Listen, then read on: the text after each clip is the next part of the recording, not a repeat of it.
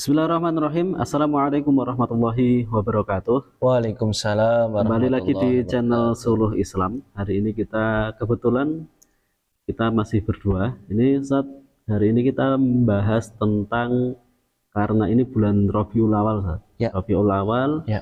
berarti kita bahas tentang apa, Ustaz? Tentang Maulid Nabi, Ustaz. Maulid Nabi. Maulid Nabi. Yang istimewa itu Yang di bulan istimewa.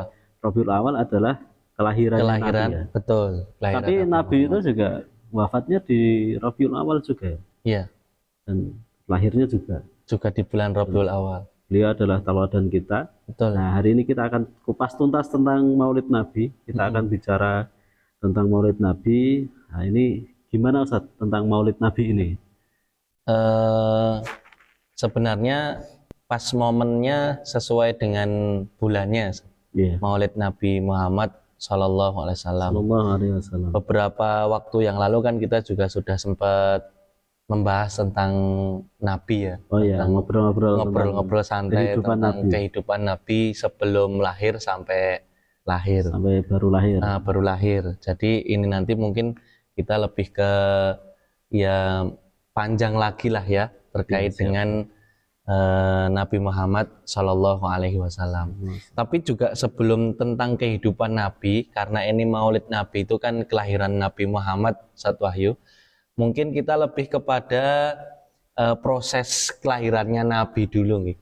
Kira-kira itu Nabi Muhammad itu lahir bagaimana, kondisinya seperti apa, wilayahnya tersebut, terus siapa yang ngurusin gitu ya, atau gimana bahasanya itu ya, Yang mengasuh ya. Kalau Nabi Muhammad mengasuh Nabi Muhammad begitu sampai usia berapa dan sebagainya. Terus juga mungkin beberapa di antara sahabat Suluh Islam ini barangkali ada ini satu wahyu, ada yang mungkin sebagian ya, tidak semuanya, yang memberikan nama Muhammad itu siapa. Oh, iya. Iya kan? Itu juga mungkin sebelum kita mengambil hikmah maulidnya, barangkali kita memberikan apa ya, ngobrol santai kita terkait dengan kelahiran Nabi. Mungkin Ustadz Wahyu dulu lah, kira-kira proses gitu ya, kelanjutan kemarin yang Ustadz Wahyu pernah bincang-bincangkan ke kita terkait dengan kelahiran Nabi Muhammad Shallallahu Alaihi Wasallam. Gitu, Ustadz. Saya tuh ada satu cerita yang menarik di kisahnya Nabi. Ini ketika beliau usia 8 tahun ya. 8 tahun. Ketika beliau usia 8 tahun itu kakeknya meninggal tuh. Betul. Terus kemudian diasuh oleh pamannya. Betul. Yang namanya tuh Abu Thalib. Ya. Nah, ternyata Abu Thalib itu dia punya anak yang banyak. Oh gitu, ya. Dia anaknya banyak, kemudian ke penghidupannya itu, Ustaz, kehidupannya itu ya pas-pasan lah. Pas-pasan. Nggak kaya, tapi juga nggak terlalu miskin. Gitu. Iya. Nah, jadi pas-pasan gitu. Sehingga untuk menolong itu, bukan menolong ya. Jadi Rasulullah itu seringkali ketika datang waktu makan. Iya. Jadi kalau pas waktu makan itu, Ustaz, itu Rasulullah itu di usia segitu, Ustaz, 8, 9, 10 tahun ya. Itu beliau itu sekecil itu kalau datang waktu makan, beliau keluar. Oh iya. Beliau keluar. Pas keluar itu beliau ke Zam-Zam. Zam-Zam, ya. Beliau minum air Zam-Zam yang banyak. Banyak, ya. Sampai kenyang gitu. Sampai kenyang. Kalau sudah nanti kembali. Sehingga ketika diajak makan itu beliau sudah kenyang. Nah itu sikap yang luar biasa ya. Jadi kalau orang Jawa itu merumangsani. Ya, merumangsani, atau kalau orang Indonesia, bahasa Indonesia itu ya tahu diri ya. Tahu diri. Iya. Beliau sadar bahwa beliau di situ hanya numpang. Tanda kutip ya. Iya. Beliau hanya numpang. Maka ketika beliau numpang itu ya beliau sadar bahwa tidak boleh merepotkan. Betul. Tidak boleh merepotkan orang lain. Tidak boleh ya tidak boleh menyusahkan orang lain. Sudah dikasih tumpangan, alhamdulillah gitu ya. Sudah alhamdulillah. Nah, itu satu cerita yang saya itu sangat tertarik, sangat ini tuh menarik itu ya. Dengan usia beliau yang masih kecil ya, karena 8 tahun 9 tahun. Itu kan kita tuh kelas 2 SD. Kelas 2, kelas 3 mungkin. Kelas 3 itu peralihan mau balik, bahkan mungkin belum balik di kita itu. Iya. Tapi sikapnya itu sangat bagus. Dia sudah bisa bersikap gitu ya. Sudah bisa bersikap, tidak mau menyusahkan pamannya. Terus ketika waktu datang makan, beliau ke air Zam-Zam, terus cari air Zam-Zam, terus beliau minum sampai kenyang. Tapi kalau kita juga lihat setelah itu, kita juga melihat bahwa kemudian Rasulullah SAW itu beliau mengembalakan kambing, kambing, gitu ya.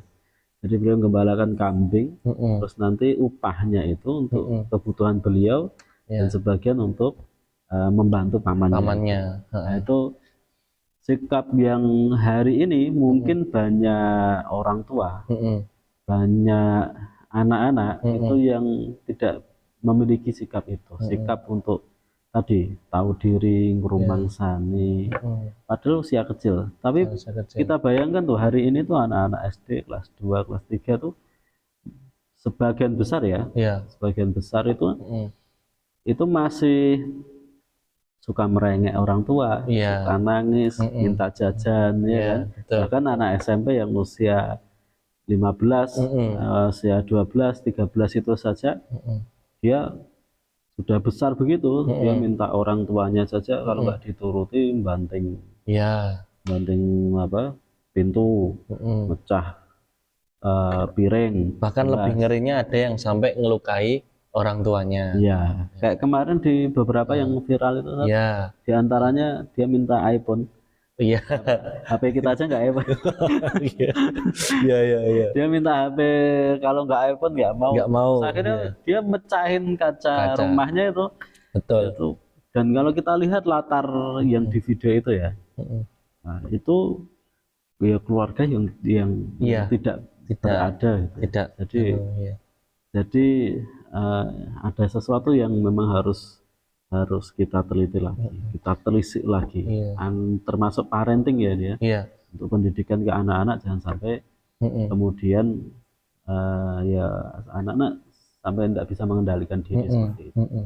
Berarti kalau begitu Ustaz, di usia 8 tahun itu meskipun Nabi lahirnya sudah sejak dulu dan sekarang sampun sedo, tapi perjalanan Nabi itu kalau kemudian kita pakai untuk kita terapkan pendidikan itu ke anak-anak kita, bahwa di usia 8 tahun Nabi Muhammad sudah tahu diri, kemudian sudah belajar mengembala kambing dan sebagainya, sudah belajar mandiri. Berarti sebagai orang tua ketika kita niru Nabi seusia 8 tahun sudah diajarkan, itu sudah sangat ini ya, seyukyanya begitu ya. Seharusnya sudah bisa mengambil atau melihat situasi itu untuk anak-anak itu. Makanya ini juga harus peranan orang tua untuk mendidik anak-anak itu biar ya paham kondisi seperti itu. Ya anak-anak jangan sampai dimanja. Kan begitu ya. Bahkan kalau di kisahnya Nabi Musa itu ya, kan Nabi Musa itu kan dihanyutkan ke sungai, ya kan, dihanyutkan ke sungai. Terus kata ibunya, itu di Quran itu untuk usihi, jadi disuruh untuk hidup sendiri gitu. Enggak, atau gimana? Itu kakaknya. Jadi Nabi Musa kan punya kakak. Dia punya kakak tuh. Yang pertama kakaknya itu perempuan satu. Itu udah dewasa. Yang kedua itu Nabi Harun itu. Nabi Harun itu kakaknya. Kenapa dia tidak dibunuh? Karena waktu itu ada kebijakan Fir'aun yang apa? Kan awalnya dibunuh tuh, yang setiap bayi yang lahir laki-laki dari Bani Israel dibunuh itu. Tapi kemudian kan generasinya habis, sehingga orang Kipti juga rakyat Mesir akhirnya ya protes. Ini kita nggak ada pekerja ini gitu kan. Akhirnya ya sudah, 1 tahun dibunuh, 1 tahun dibiarkan. Nabi Harun itu yang 1 tahun tidak dibunuh. Oh iya. Makanya kemudian bisa ketika menyusui Nabi Musa di istana itu kan nggak ketahuan ya karena masih punya anak kecil. Oh gitu. Yeah. Nah, ketika dihanyutkan itu kakak pertamanya itu diminta untuk mengawasi kotak yang isinya Nabi, yang isi Nabi Musa itu. Ya. Nah itu kan disuruh mengikuti. Nah ketika di tafsirnya itu kakaknya usia sekitar 15 tahun. Jadi maksudnya gini, 15 tahun saja itu sudah bisa mengambil keputusan. Itu bayangin tuh mengikuti arus sungainya itu ya. Masih ada banyak pengawasan, kan tentara ya kan. Banyak pengawasan orang-orang, tapi membuat mereka nggak sadar kalau dia sedang mengikuti itu. Nah, itu maksudnya bahwa usia segitu itu juga di waktu itu sudah bisa mengambil keputusan besar. Oke. Nah, termasuk tadi yang Nabi Muhammad usia 8 tahun itu juga sudah bisa mandiri gitu ya. Kan itu kita baca mandiri ya. Dia mandiri. Nah, itu yang menarik dari sisi Rasulullah SAW yang bisa kita teladani, dan ini bisa menjadi parenting. Untuk pendidikan anak-anak kita. Betul. Berarti kalau seperti itu, Ustaz, lebih cenderungnya kalau pemahaman jenengan ya, pemahaman kita itu karena dibenturkan keadaan, ataukah karena memang ya ada ikut campur tangannya orang tua dalam pendidikan itu gitu, atau orang di samping kanan kirinya, sehingga kan Nabi Muhammad sampai sesadar itu di seusia 8 tahun. Terus kemudian Nabi Harun ya, Nabi Harun juga sesadar itu untuk mengambil keputusan. Apakah karena memang didesak karena sebuah keadaan yang seperti itu, atau ada juga campur tangan dari orang tua kayak gitu? Kalau Nabi Muhammad tentu pertama ya memang wahyu ya. Kedua ya karena keadaan. Oh gitu. Ya kan sekarang bayangkan aja, kecil sudah tidak punya bapak. Terus kemudian beliau harus tinggal di pedalaman. Terus kemudian ditinggal lagi sama ibunya di usia 6 tahun. Beliau ditinggal sehingga mau nggak mau harus survive, harus bertahan. Akhirnya itu yang membentuk karakter beliau sehingga bisa mandiri. Kemudian beliau diasuh kakeknya, pamannya. Aiman sebentar itu. Terus kemudian diasuh kakeknya. Nah, itu dari sana perjalanan itu kan kemudian yang membentuk karakter beliau sehingga menjadi mandiri, menjadi kuat gitu ya. Karena bagaimanapun ya kita saja kalau terdesak gitu ya, itu mau nggak mau kan harus survive tuh. Betul. Akhirnya membentuk karakter kita yang kuat ya. Bagaimana dipaksa keadaan itu. Nah maka bagaimana kalau dengan orang tua? Ya orang tua kalau dia punya enggak seperti itu kan gitu ya. Jadi keadaannya bagus. Nah, ini. Tapi kan tetap harus punya kurikulum keluarga. Sehingga dia harus membentuk keluarga itu gimana biar anaknya bisa mandiri. Kan gitu. Orang terus nggak terus kemudian dimanjat, minta HP kasih HP. Kan banyak itu sekarang ya. Anak 5 tahun itu pegangannya HP terus kacamatanya itu udah tebel banget tuh. Betul ya kan? Betul, Ustaz. Nah itu sering kita lihat begitu. Nah, berarti kalau misalkan di zaman Nabi kan karena mungkin keadaan ya. Berarti kalau di zaman sekarang itu kan rata-rata ya sebagian besar kan lebih beruntung daripada Nabi. Artinya kan maksudnya gini, lebih beruntung tuh orang tuanya rata-rata komplit gitu kan. Secara ekonomi juga insya Allah lebih baik begitu kan. Berarti di situ untuk mendidik seperti Nabi itu peran utama orang tuanya sangat penting ya, Ustaz ya, untuk memberikan keteladanan tentang Nabi, contoh tentang Nabi gitu saja. Ya, sebagaimana di jamaah kita tadi ya. Jamaah kita ada yang ngobrol, yang datangi kita ngobrol, tanya, ini Pak Ustadz ini gimana ya? Saya tuh punya 4 anak, tapi anaknya berbeda-beda semua, beda bapak semua. Terus ini yang ceritakan ibunya ya. Jadi ibunya ini punya anak. Nah, anaknya ini sampai nikah, sampai apa? Sampai Malah punya belum anak, nikah ini. belum nikah, Belum sampai nikah. punya 4 anak lagi. Dia berarti dia punya 4 cucu yang dari bapak yang berbeda. Betul. Sampai dia kan bilang begini ya, apa yang salah dari saya? Apa kok seperti ini ya, Pak Ustadz itu? Padahal jadi itu apa yang kok saya ditimpa seperti ini, apa yang salah dari saya? Gitu ya. Nah, kan itu bisa kita telik lagi, gitu ya. Kita lihat lagi pentingnya pendidikan untuk anak kita, sehingga memang anak harus diarahkan ke yang lebih baik. Gitu. Jadi bukan ayah, bukan berarti kemudian terus kerja, terus uangnya dikasih keluarga, selesai. Nah, tetap harus ada perannya. Iya, harus punya peran untuk mendidik anak-anak, kan gitu ya. Jadi kolaborasi dua-duanya, ayah dan ibu. Justru malah ada yang menggambarkanku gini, Sat. Apa namanya? Al-Um kan madrasatul ula katanya gitu kan. Maka kepala sekolahnya itu adalah ayahnya, iya bapaknya. Jadi yang membuat kurikulum segala macamnya itu yang bagaimana juga sangat penting. Kalau enggak nanti anak tuh biasanya cenderung rapuh, gitu ya, menghadapi sesuatu itu gampang menyerah. Itu maka peran penting ayah itu harus hadir di sana untuk menguatkan karakter anak. Oke, terima kasih Sat. Berarti kan ini tadi kita menyampaikan ke teman-teman Solo Islam ya, terkait dengan ya secuil kisah Nabi Muhammad SAW yang bisa kita ambil dari sisi parentingnya gitu kan.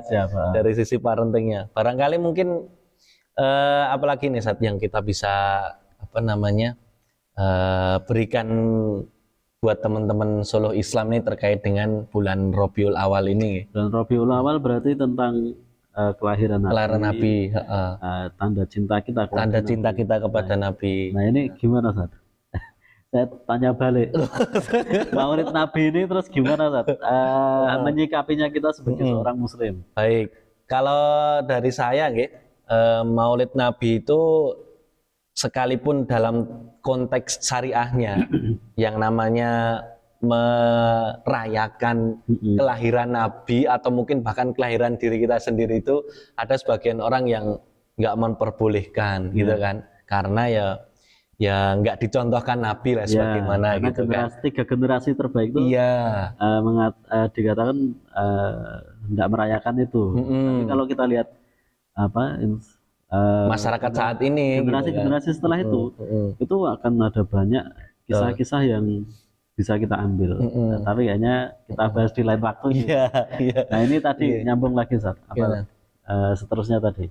Ya kalau saya sih untuk Maulid Nabi ya, kelahiran Nabi Muhammad SAW, sepertinya kan tadi yang benar yang disampaikan Ustadz Wahyu bahwa ada kebaikan yang di dalamnya. Salah satunya adalah bisa menumbuhkan rasa cinta kita kepada Nabi, karena memang saat ini ya orang-orang atau kaum muslimin yang dia itu mohon maaf jauh dari nabinya. Terkadang ketika ditanya Nabi Muhammad, mereka nggak tahu siapa itu Nabi Muhammad, kayak gitu kan. Bahkan lebih mirisnya lagi itu mengidolakan siapa gitu kan. Dia lebih mengidolakan yang saat ini terkenal daripada sesosok manusia pilihan Allah yang nanti bisa memberikan syafaatnya lah nanti di akhirnya, kayak gitu kan. Yaitu Nabi Muhammad SAW, seperti itu. Nah, itu yang sering terkadang jadi apa ya Sat ya? Ya, penting sekali kemudian kita memberikan hikmah-hikmah biar bisa muncul rasa sayang kepada Nabi, kayak gitu kan. Ya siap. Memang kalau soal Maulid Nabi boleh apa enggak itu bukan di meja kita, itu di mejanya ulama. Di mejanya ulama, betul. Kita kayaknya belum mampu sampai ke situ. Jadi apapun itu semuanya insya Allah baik. Betul. Insya Allah begitu Sat. Ya. Alhamdulillah. Baik teman-teman semuanya, ini sementara kita akhiri dulu pertemuan hari ini, podcast hari ini. Akan kita lanjutkan di pertemuan yang berikutnya. Saya Wahyu undur diri dan beliau Saya Galih Eria. Assalamualaikum warahmatullahi wabarakatuh. Waalaikumsalam warahmatullahi wabarakatuh.